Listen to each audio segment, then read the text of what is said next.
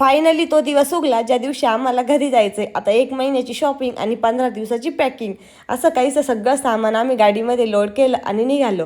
आता श्रावला काही घरी खाऊ घातलं नव्हतं म्हणून तिच्यासाठी मेदवाडा घेतला. तिने खाल्ला आणि निवांत अशी झोपी गेली. ती उठली तेव्हा आम्ही चहा पिण्यासाठी थांबलो. म्हटलं चला आपल्याला पण भूक लागली आहे तर मिसळ घेऊयात. गरमागरम मिसळ खाल्ली सगळ्यांनी. आता कधी नव्हे ते राहुरीमध्ये ना फुल ट्रॅफिक जाम व्हायला लागलं आहे.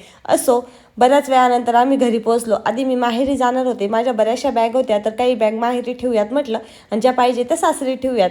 असं करून तिथून निघालो. पण ते आधी श्रावचं चाललं होतं की मामा मला हंबा दाखव. तर भैयाने तिला भरपूर साऱ्या हंबा दाखवल्या. ती खुश झाली आणि त्यानंतर मग आम्ही निघालो. आता सासरी जाताना भरपूर सारा खाऊ घेतला.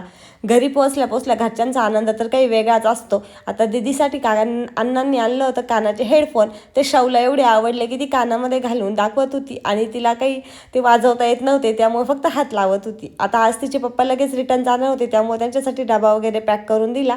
भैया आणि ते आज नाशिकला रिटर्न जाणार आहे आणि आम्ही मात्र 15 दिवस निवांत सासर माहेर करणार आहे. तर चला गावाकडचे ब्लॉग बघण्यासाठी लवकर सबस्क्राईब करा. बाय.